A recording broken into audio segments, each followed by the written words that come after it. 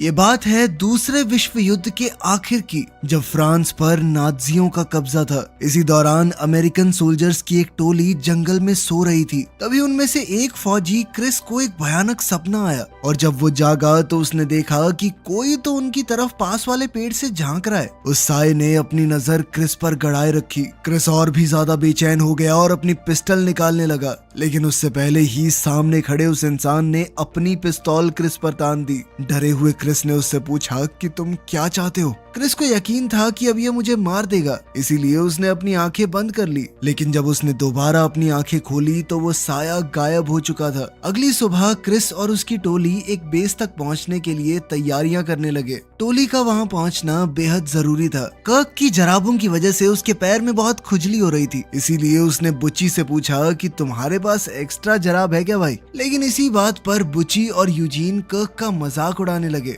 मजाक में बात थोड़ी ज्यादा बढ़ गई, लेकिन तभी क्रिस ने टोली को आगे बढ़ने का ऑर्डर देकर झगड़ा रोक दिया। बेस की तरफ जाते वक्त सोल्जर्स को एक जीप की आवाज सुनाई दी और सभी अपनी बंदूकें और ग्रेनेड बॉम्ब लेकर तैनात हो गए। फौजियों ने जीप को उड़ा दिया और फिर बचे हुए दुश्मनों को खत्म करने के लिए उनके पास चले गए। टैपर्ट ने एक ऑफिसर से एसएस पैच इनाम के रूप में निकाल लिया और उसके एक सोने के दांत को भी। जब बुची नक्शे और खुफिया मैसेज को ढूंढ रहा था, उसी वक्त कर्क को एक और सैनिक मिल गया जिसकी हालत बाकी लोगों से बेहतर लग रही थी। जब उन्हें पता चला कि वो एक मेजर है तो बुची ने उससे दो हाथ करने का फैसला किया, लेकिन मेजर को इस सब में कोई दिलचस्पी नहीं थी और वो क्रिस के लोगों को अपने लोगों का सामान लूटते देखकर गालियां देने लगा। तभी एक और सैनिक जाग गया और बुची ने उसका सर कुचल दिया। ये देखकर मेजर का भी खून खौल गया। उसने बुची से कहा कि आजा फिर, आजा लड़ते हैं। लड़ाई के दौरान जल्द ही वो नाजी मेजर बुची पर भारी पड़ने लगा। फिर क्रिस ने अपने आदमियों की तरफ मुड़कर उन्हें पीछे हटने का ऑर्डर दिया, क्योंकि उसे समझ आ गया कि उन्होंने रास्ते में गलत मोड़ ले लिया था। जाने से पहले टैपर्ट ने एक नाजी का कोड भी ले लिया। फिर जब वो गांव के इलाके से गुजर रहे थे तो उन्हें आगे जंगल में किसी की आवाज सुनाई दी और सभी रुक कर उनका इंतजार करने लगे। तभी रेफ्यूजीज का एक झुंड बाहर आया। टैपर्ट उनकी तरफ भागा जहां एक औरत एक बच्चे के साथ उसका इंतजार कर रही थी। उसने औरत को कोट, सोने के दांत और एसएस पैच दे दिया। इसके बाद फौजी जलते हुए गांव और सुनसान इलाकों के बीच से होते हुए मिलिट्री बेस की तरफ बढ़ते रहे। तब क्रिस ने बताया कि जिस बेस पर हम जा रहे हैं वो असल में एक महल है, जिसे सुरक्षित रखना अब हमारी जिम्मेदारी होगी। जब वो लोग महल के बाहर पहुंचे तो उन्होंने जीप में एक गार्ड को सोते हुए देखा। उन्होंने जैसे ही उसे जगाया वो तुरंत अंदर भाग गया। अंदर जाते ही उसने अपने लोगों को बताया कि अब हम आखिरकार यहाँ से जा सकते हैं। सोल्जर्स महल के अंदर गए और देखा कि बाकी लोग जितनी जल्दी हो सके उतनी जल्दी वहाँ से निकल रहे हैं। जाने से पहले बुची ने उनसे कहा कि अपना रेडियो महल में ही छोड़ दो। क्रिस को शक हुआ कि ये सब इतनी जल्दी क्यों कर रहे हैं, ये जगह तो इतनी बढ़िया है। तभी कमांडिंग ऑफिसर ने उसे बताया कि ये लोग छुट्टियां लेना चाहते हैं और ये सुनकर उसने उन्हें जाने दिया। बाद में कुछ लोग किचन में लंच बनाने लग गए और क्रिस ने घर का जायजा लेने का फैसला किया, जो कि यूजीन पहले से कर रहा था। उसे एक पियानो मिला और वो बैठकर उसे बजाने लगा। पियानो की धुन खाली महल में गूंजने लगी। वहीं क्रिस महल में बनी हुई लाइब्रेरी में चला गया और उसने देखा कि जमीन पर एक बड़ा सा जलने का निशान है, जहाँ पहले कभी एक कुर्सी हुआ करती थी। और तभी उसे पास बनी हुई जाली से कुछ अजीब आवाजें सुनाई देने लगी, जिन्हें वो समझ नहीं पा रहा था। वहीं बुची को भी बाथरूम में किसी की आवाज सुनाई दी। वो चेक करने गया तो दरवाजा बंद था, पर जैसे ही वापस मुड़ा दरवाजा अपने आप खुल गया। बाद में सब लोग एक साथ खा पीकर आराम करने लगे, लेकिन तभी उन्हें अजीब आवाजें सुनाई देने लगी और वो अपने हथियार लेकर देखने चले गए। टैपर्ट और बुची सीढ़ियों से गए और मेन दरवाजा चेक करने लग गए। तभी कर्क और क्रिस ने अपने पास एक आवाज सुनी, लेकिन समझ नहीं पाए कि ये है क्या। इसके बाद वो एक कमरे में गए जहाँ सारी चीजें ढकी हुई थी। वहाँ तो कुछ नहीं मिला। फिर जब वो किचन तक पहुँचे तो समझ आया कि आवाज दूसरे कमरे से आ रही है और जैसे ही उन्होंने अंदर जाने की तैयारी की तो दरवाजा अचानक अपने आप खुल गया। दोनों आदमी कमरे में दाखिल हुए जहाँ उन्होंने एक पर्दा देखा जो अगले कमरे को इससे अलग कर रहा था। फिर जैसे ही उन्होंने पर्दा हटाया तो कर्क और क्रिस ने एक आदमी को खिड़की के सामने लटका हुआ देखा, जो फिर अगले ही पल गायब भी हो गया। खैर कुछ ही घंटों में रात हो गई और सभी फौजी अब आग के सामने बैठकर भूतों की कहानी सुनाने लगे। उसी वक्त टैपर्ट अपनी दूरबीन से खिड़की के बाहर देख रहा था। यूजीन ने उन्हें एक डायरी के बारे में बताया जो उन्हें बेसमेंट में मिली थी, जो कि एक 18 साल के नाजी की थी जिसने घर पर कब्जा किया था। तभी अचानक सब लोगों को आग वाली जगह से खटखटाने की आवाज सुनाई देने लगी और क्रिस कहने लगा कि ये तो कोई कोड लग रहा है। यूजीन उस कोड को समझने की कोशिश करने लगा, जिसका मतलब बना कि मेरे पैर नहीं है। तभी अचानक आवाज बंद हो गई। क्रिस ने अपने आदमियों से कहा कि अभी के लिए आराम करो, लेकिन तब भी एकदम सतर्क रहना। उसने टैपर्ट को छत के नीचे वाले कमरे में जाने को कहा, क्योंकि निगरानी रखने में उसका कोई जवाब नहीं। उधर यूजीन बेसमेंट में एक संदूक खोलने की कोशिश करने लगा, लेकिन जब नहीं खुली तो हार मानकर ऊपर ही बैठ गया। उसने महल में रहने वाले परिवार की फोटो देखी और नाजी सोल्जर्स की डायरी में उनके बारे में पढ़ने लगा। तभी अचानक से उसकी मोमबत्ती बुझ गई। उसने लाइटर जलाने की कोशिश की तो देखा कि पीछे कुछ था, और जब उसने दोबारा मोमबत्ती जलाई तो देखा कि फोटो से परिवार गायब हो गया था। ऊपर छत वाले कमरे में टैपर्ट ने खिड़की पर अपनी राइफल सेट की और स्कोप की मदद से बाहर देखने लगा। तभी कमरे में उसके पीछे कोई दिखाई दिया। जब उसने स्कोप से बाहर की तरफ देखा तो उसे फांसी पर लटका हुआ एक आदमी नजर आया, लेकिन अगले ही पल वो गायब हो गया। टैपर्ट ने नजर बनाए रखी और तभी अचानक एक लड़का भूत की शक्ल में सामने आ गया, जिससे टैपर्ट डर गया। उसी वक्त अलमारी से जोर की आवाज आई। टैपर्ट बाहर गया ये देखने की चल क्या रहा है। तभी उसने देखा कि क्रिस महल के अंदर से उसे देख रहा था। अगले दिन यूजीन, कर्क और क्रिस बालकनी में बैठकर बात करने लगे कि पिछले सोल्जर्स कितनी जल्दी वहां से निकलना चाहते थे। अब यूजीन ने दूसरों को टैपर्ट से जुड़ी हुई एक कहानी बताई जो पेरिस में घटी थी। उसने कहा कि मैंने टैपर्ट को खून से भरे एक पूल में बैठा हुआ पाया था, जहां उसके आसपास 7 छोटे बच्चों की कटी हुई लाशें थी। टैपर्ट अपने हाथों में एक रस्सी पकड़े बैठा था, मानो वो किसी के साथ रस्सी से खेल रहा हो। साथ ही उसकी आंखों में एक डरावना डर था। इस पर क्रिस ने कहा कि मुझे तो बहुत खुशी है कि टैपर्ट हमारे साथ है। तभी टैपर्ट भी अचानक से बालकनी में आ गया। उसने उन्हें बताया कि पिछली टीम यहाँ से इसलिए निकलना चाहती थी क्योंकि उन्होंने रेडियो पर सुना था कि लगभग 50 जर्मन फौजी महल के पास से गुजरते हुए स्ट्रासबर्ग शहर जा रहे हैं। उसने अपने आदमियों को सलाह दी कि जब तक फौजी यहाँ से निकल नहीं जाते हमें जंगल में छुप जाना चाहिए, लेकिन क्रिस का कहना था कि हमें तो महल की हिफाजत करने का काम मिला है। टैपर्ट ने कहा कि चलो यही मर्जी है तो मैं छत वाले कमरे पर जा रहा हूँ ताकि वक्त रहते उन्हें देख सकूं, और उसने यूजीन को भी अपने साथ चलने को कहा। वहां पहुंचकर जब उन्होंने तैयारी शुरू की तो उन्हें मैट के नीचे फ्लोर पर एक बड़ा सा निशान मिला। यूजीन का मानना था कि नाजियों ने शायद घर में रहने वाले लोगों को किसी खास तरीके से मारा है, और इस बात को उसने हिटलर के रहस्यमयी शौक से जोड़ दिया। उन्होंने इस पर ज्यादा बात नहीं की और कमरे की अलमारी को एक तरफ से दूसरी तरफ ले जाने लगे। जैसे ही अलमारी ने निशान को छुआ, अलमारी का दरवाजा यूजीन की उंगलियों पर बंद हो गया और उसकी एक उंगली टूट गई। उसे लगा कि टैपर्ट ने जानबूझकर ऐसा किया है, इसीलिए उसने उसे अलमीरा की तरफ धक्का दे मारा। फिर जब उसने शीशे में देखा तो उसे एक लटकी हुई औरत की परछाई नजर आई। बाद में यूजीन, क्रिस और कर्क रेडियो पर एक आवाज सुन रहे थे। तभी उन्हें कुछ बहुत डरावनी आवाजें सुनाई देने लगी। इसी दौरान उन्हें एक औरत की आवाज भी सुनाई दी जो कह रही थी कि वो तुम्हारे लिए आ रहे हैं। अब तो सबने मान लिया कि ये महल भूतिया है, और कर्क ने कहा कि नाजियों के आने से पहले हमें यहाँ से निकल जाना चाहिए। अचानक आग वाली जगह पर फिर से कोड वाली आवाजें आने लगी। यूजीन ने उस कोड को तोड़ा और उसका मतलब निकला कि अगर तुम यहाँ से निकले। जैसे ही वो लिख रहा था किसी चीज ने उसके हाथ पर कब्जा कर लिया और इस लाइन को पूरा किया कि तो तुम मरोगे। मतलब कि यहाँ जो भी चीज है वो उन्हें चेतावनी दे रही थी कि यहाँ से जा भी नहीं सकते वो। उस रात फौजियों ने नाजियों के आने की तैयारी की, जिसके चलते टैपर्ट छत वाले कमरे में था और बाकी सब दरवाजे के पास बैरिकेड के पीछे छुप गए। जब नाजीज वहां पहुंचे तो टैपर्ट ने उन्हें देख लिया और बाकियों को सिग्नल दिया कि नाजी सैनिक बाहर जमा हो रहे हैं। जल्द ही नाजियों ने महल को घेर लिया और अंदर घुसने की कोशिश की, लेकिन दरवाजे बंद थे तो वो वापस ट्रक में बैठकर आगे बढ़ने की तैयारी करने लगे। लेकिन तभी छत से एक बहुत तेज आवाज आई। ये सुनते ही नाजी वापस आ गए और उन्होंने महल पर हमला शुरू कर दिया। टैपर्ट एक एक करके दुश्मनों को खत्म करने लगा। अचानक नाजियों ने बैरिकेड के सामने एक बम फेंका, लेकिन बुच्ची बेखौफ होकर उस पर कूद पड़ा और पूरा धमाका उसने अपने ऊपर ले लिया। लेकिन इस धमाके से क्रिस कमरे में दूर जा गिरा। वो चक्कर खाकर उठा, लेकिन फिर भी रुकने की बजाय नाज़ियों पर गोली चलाता रहा। नाज़ी ज्यादा थे, वो अंदर घुसने लगे। तभी क्रिस बेसमेंट की तरफ भागकर सीढ़ियों के नीचे छुप गया ताकि वो अपने आप को छुपाकर पीछे आने वाले ऑफिसर्स पर हमला कर सके। इसी बीच यूजीन लाइब्रेरी में छुप गया। तभी उसे अपने पीछे किसी की आहट सुनाई दी और एक बार फिर जाली से अजीब आवाजें आने लगी। उसने अपनी बंदूक तैयार की, लेकिन जैसे ही वो टेबल के नीचे से बाहर आया तो उसका सामना किसी नाज़ी से नहीं बल्कि एक भूत से हुआ जो अचानक आग में जल उठा। तभी एक जर्मन फौजी ने बुच्ची का बुरी तरह से तबाह हुआ शरीर देखा। फिर पास में एक दूसरी लाश पड़ी थी, वो उसे चेक करने लगा। तभी क्रिस ने मुड़कर उसे और बाकी 2 आदमियों को मार गिराया।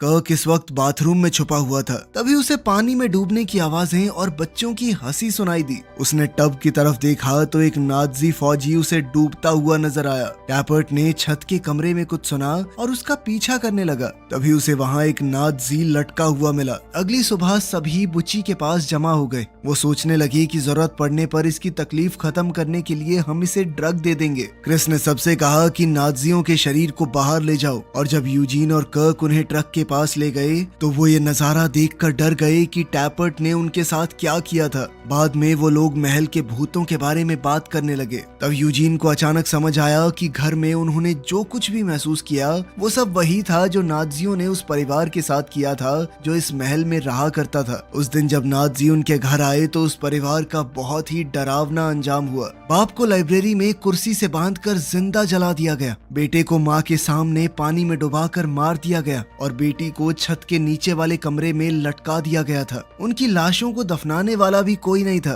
तभी क्रिस ने पूछा कि क्या इसी वजह से वो भूत बन गए। यूजीन बुच्ची की हालत को देखने लगा। तभी वो टैपर्ट की आहट से डर गया जो उसके पास आया था ताकि पेरिस वाली कहानी को अपने तरीके से बता सके। यूजीन का मानना है कि सब कुछ आसानी से समझना मुमकिन नहीं होता और टैपर्ट की कहानी में तो अलग ही गहराई है जो उसे अब जाकर महसूस हुई थी। बाद में क्रिस को टब के बारे में एक सपना आया जिसमें एक भूत उसके सामने आया और उसे डुबाने की कोशिश करने लगा। जब उसे पानी में खींचा गया तो उसने 3 मास्क पहने हुए सोल्जर्स को देखा जो पहले नर्स में बदल गए फिर वापस सोल्जर बन गए। तभी क्रिस जाग गया। अगले दिन उन्होंने बुच्ची का ख्याल रखा और महल छोड़ने के बारे में बातें की, फिर चाहे उन्हें अपनी पोस्ट छोड़ने के लिए कोर्ट मार्शल का सामना ही क्यों ना करना पड़े। उसके बाद क्रिस और यूजीन बेसमेंट में वापस चले गए ताकि परिवार से जुड़ी कोई और चीज ढूंढ सके। यूजीन अपना लाइटर ढूंढने लग गया और क्रिस को डायरी मिल गई, लेकिन उसे लगा कि डायरी के पन्ने खाली हैं। जब यूजीन वापस आया तो उसने इस बारे में थोड़ा अजीब बर्ताव किया।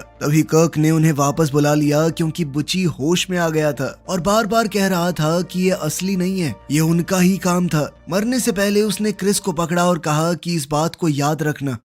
उस रात बाकी बचे हुए फौजी महल छोड़ने की बात करने लगे, लेकिन क्रिस ने कहा कि हमें पहले परिवार की लाशों को दफन करना होगा। वो सबको परिवार के बारे में पता लगाने को कहने लगा। अचानक डायरी के पन्ने फिर से लिखे हुए दिखाई दिए। यूजीन ने कहा कि मैं डायरी के अंदर सबूत ढूंढ कर रहूंगा ताकि परिवार की लाशें हैं कहां पर ये पता चल सके, पर उसका मानना था कि इससे पहले हमें महल छोड़ देना चाहिए। इसके बाद फौजियों ने गार्डन में बुच्ची को दफना दिया और फिर वहां से निकल गए। बेस कैंप की तरफ वापस चलते हुए उन्होंने सड़क पर एक टूटी हुई एम्बुलेंस देखी और उन्हें वही रेफ्यूजीज का झुंड दोबारा नजर आया। वो आगे बढ़ते हुए अभी भी उस परिवार के बारे में बात कर रहे थे। जल्द ही वो लोग एक अजीब सी बिल्डिंग के पास से गुजरे और बाद में वो लोग फिर से उसी एम्बुलेंस तक पहुंच गए। अब उन्होंने वापस मुड़ने का फैसला किया। फौजियों की टोली दोबारा उस बर्बाद शहर से गुजरी जहां से वो पहले गुजरे थे और उस रात वो सब जंगल में ही सो गए। सोते हुए टैपर्ट ने सपना देखा कि उसे फांसी से लटका दिया गया है, लेकिन जब उसकी आंख खुली तो उसने खुद को जंगल में ही पाया। उसके स्लीपिंग बैग के पास कुछ लिखा हुआ था। अगले दिन टोली दोबारा से एम्बुलेंस के पास से गुजरी और जब उन्होंने मुड़कर देखा तो उन्हें उन नाज़ियों की लाशें नजर आई जिन्हें उन्होंने पहले मारा था। आखिरकार वो वापस महल में पहुंच गए। वो समझ चुके थे कि जब तक इस परिवार की आत्माओं को शांति नहीं मिलती वो महल से दूर जा ही नहीं पाएंगे। उस रात क्रिस ने सोचा कि वो आत्माओं से बात करेगा और पता लगाएगा कि उनकी लाशें कहां पर हैं। तभी टैपर्ट को वो शब्द याद आया जो उसके स्लीपिंग बैग के पास लिखा हुआ था। वेट्रियोलेक। ये सुनकर यूजीन को याद आया कि उसने ऐसा कुछ नाजी न्यूज में सुना था। ये एक ऐसी बद्दुआ थी जो पुराने समय में मुसलमान दिया करते थे, जिसका मतलब था कि अगर तुम बुरा होने देते हो तो बुराई 10 गुना बढ़कर तुम्हारे सामने वापस आएगी। उस रात फौजी भूतों के आने का इंतजार करने लगे और उनसे बात करने की कोशिश की। उन्हें सामने पैरों के निशान नजर आए जो सीधा क्रिस की तरफ बढ़ रहे थे और ठीक उसके सामने आकर रुक गए। तभी उसने एक भूत देखा जिसने उसे पकड़ लिया। वो उसे घसीटते हुए महल के दूसरे हिस्से में ले जाने लगा। क्रिस अपने साथियों से कहने लगा कि गोली मार दो इसे, लेकिन भूत उसके अलावा किसी को नजर नहीं आया। फिर भी टैपर्ट ने उस तरफ गोलियां चला दी। बाकी लोग क्रिस के पीछे घर के दूसरे हिस्से में चले गए और जब वो अंदर गए तो उनके साथ अजीब चीजें होने लगी। उन्हें किसी और ही जगह, किसी और ही वक्त की तस्वीरें दिखने लगी। फिर उन्हें क्रिस मिला जो कि परिवार की लाशों के पास पड़ा हुआ था। बाद में फौजियों ने लाशों को दफन कर दिया। तभी डायरी का आखिरी पन्ना बाप की लाश के साथ चिपका हुआ मिला। यूजीन ने डायरी का आखिरी पन्ना पढ़ा जिसमें लिखा हुआ था कि ये परिवार फ्रांस से नहीं है, वो अफगानी थे। उन्होंने अपनी जान जोखिम में डालकर जितने यहूदियों को बचा सकते थे बचाया। बाद में महल के अंदर यूजीन को परिवार की डायरी का एक बार फिर से ख्याल आया और वो उसे दोबारा पढ़ने लगा, मगर अब डायरी में लिखे शब्द बदल चुके थे। इस बार ये लिखा था कि लाशों को दफन करने से भूतों को वापस आने की ताकत मिल चुकी है। तभी अचानक से लाइट चली गई। जब टैपर्ट छत वाले कमरे के बीचों बीच बैठा हुआ था तभी पूरे परिवार के भूत महल में दिखाई देने लगे। भूतों ने फौजियों पर हमला कर दिया और फौजी उनसे लड़ने और उन पर गोली चलाने की कोशिश करते रहे, लेकिन उन पर गोलियों का क्या ही असर होता। अचानक भूतों में हलचल होने लगी और बुची का शरीर एक बार फिर से क्रिस के सामने प्रकट हो गया। वो कहने लगा कि ये सब सच नहीं है। फिर एक भूत उसे आईने के सामने ले गया और कहने लगा कि याद करो। तभी अचानक से क्रिस की आंखें खुली। उसने खुद को नर्सों और डॉक्टर्स के बीच घिरा हुआ पाया। फिर उसने कमरे के आसपास देखा तो उसकी नजर अपने मरे हुए साथियों पर पड़ी। उसने अपनी चादर हटाई और देखा कि उसकी टांगे नहीं है। फिर डॉक्टर ने उसे बताया कि तुम्हारी यादें कुछ देर में वापस आ जाएंगी। अब क्रिस ने याद करना शुरू किया। असल में क्रिस अफगानिस्तान में एक फौजी था और उसकी टोली को एक डॉक्टर को बचाने के ऑर्डर मिले थे जो कि अमेरिकन की मदद कर रहा था। उसका मिशन था उस डॉक्टर को काबुल में एक सुरक्षित घर तक पहुंचाना। जब वो फिर से वर्तमान में आया तो डॉक्टर ने उससे थोड़ी बातचीत की कि कैसा लग रहा है, कैसा महसूस कर रहे हो, वो सब। तभी क्रिस अपनी एक और याद में जाने लगा जहाँ उसने टैपर्ट को 2 लड़कों से बात करते हुए देखा जो कि आपस में खेल रहे थे और टैपर्ट ने उनमें से एक को अपने बेटे का खिलौना दे दिया। इसके बाद टोली घर के अंदर चली गई और उन्होंने डॉक्टर के परिवार को बताया कि उन्हें तुरंत निकलना होगा। लेकिन तभी क्रिस को ऊपर से ऑर्डर्स आए कि तुम लोगों को जल्द से जल्द छुपना होगा क्योंकि दुश्मन घर की तरफ बढ़ रहे हैं। क्रिस ने डॉक्टर से कहा कि मुझे और मेरी टीम को दीवार के अंदर छुपा दो, लेकिन फौजियों की टोली परिवार को भी मरने के लिए छोड़ना नहीं चाहती थी, मगर ऊपर से मिले ऑर्डर्स की वजह से उन्हें मजबूरन ऐसा करना पड़ा। कुछ ही पलों में दुश्मन भी घर में घुस आए। वो डॉक्टर पर अमेरिकन के साथ मिले होने का इल्जाम लगाने लगे। फिर 2 आदमियों ने बच्चों को पकड़ लिया और बेचारी माँ उन्हें छोड़ने की भीख मांगने लगी, लेकिन फिर भी दुश्मनों ने लड़के को पानी में डुबोकर मार डाला और लड़की को फंदे से लटका दिया। फौजी ये तमाशा चुपचाप देखते रहे क्योंकि उन्हें ऊपर से ऑर्डर मिले थे कि एंगेज नहीं करना। आखिर में दुश्मनों ने बाप पर मिट्टी का तेल डालकर उसे जला दिया, जबकि क्रिस और उसके साथी कुछ भी नहीं कर पाए। जब दुश्मन चले गए तो टैपर्ट ने देखा कि बच्चों को भी मार दिया गया था। इसके बाद जैसे ही फौजी घर से बाहर निकले तो माँ चिल्लाते हुए बम के साथ बाहर आई। बुची ने उसे रास्ते में पकड़ लिया लेकिन धमाके को रोक नहीं पाया और सब लोग बम की चपेट में आ गए। जब क्रिस वर्तमान में वापस आया तो डॉक्टर से पूछा कि ये सब क्या चल रहा है। डॉक्टर ने बताया कि हमने एक ऐसा सिमुलेशन बनाया था जिसमें तुम वर्ल्ड वॉर 2 में मौजूद थे। जब अफगानिस्तान में वो बम फटा तो तुम्हारा सिर्फ शरीर घायल नहीं हुआ, उस माँ की तड़प सुनकर तुम्हारे दिल में बहुत ज्यादा गिल्ट आ गई थी, उस परिवार को मरने देने की गिल्ट। ये साफ हो गया था कि ये दर्द तुम में से किसी को भी जीने नहीं देगा, इसीलिए हमने एक मिलती जुलती कहानी तैयार की और तुम्हें उस सिमुलेशन में भेजा ताकि तुम धीरे धीरे इस दर्द को समझकर इससे उभर पाओ। बुची पता नहीं कैसे एक दिन सिमुलेशन से जाग गया। जैसे ही उसने अपने शरीर को देखा तो वो तुरंत मर गया। अब क्रिस सोचने लगा कि महल में उन्होंने जो कुछ भी सुना वो असल में उनके दिमाग के सबकॉन्शियस मैसेजेस होंगे। क्रिस ने डॉक्टर को ये भी बताया कि तुम्हारे सिमुलेशन में कुछ तो गड़बड़ है। ये वेट्रिलेक वर्ड कहाँ से आ रहा था बार बार। फिर नर्स ने बताया कि हर एक फौजी ने किसी न किसी टाइम पे ये वर्ड बोला था। जब फौजियों को धमाके के बाद के पल याद आते जहां माँ ने उन सब को वेट्रिलेक कहा था, तभी अचानक लाइट्स बार बार जलने बुझने लगी और भूत वहां भी आ गए। तब क्रिस कहने लगा कि हमने उन्हें जिंदा कर दिया, उन्हें ताकत दे दी है। तभी साथ में लेटे हुए फौजियों को झटके लगने लगे और क्रिस ने कहा कि मुझे जल्दी से सिमुलेशन में वापस भेजो ताकि मैं अपने साथियों को बचा सकूं। नर्स उसे वापस भेजने के लिए मान गई और साथ ही कहा कि इससे तुम्हारी सारी यादें मिट जाएंगी। इसके बाद क्रिस की आंख सीधा जंगल में खुली जहां उसने अपने सामने एक साए को खड़ा देखा और उससे पूछा कि क्या चाहिए तुम्हें। ये पूरी कहानी एक बार फिर से शुरू हो चुकी थी। वीडियो पसंद आई तो लाइक कर देना, चैनल को सब्सक्राइब कर लेना। मिलते हैं अगली वीडियो में।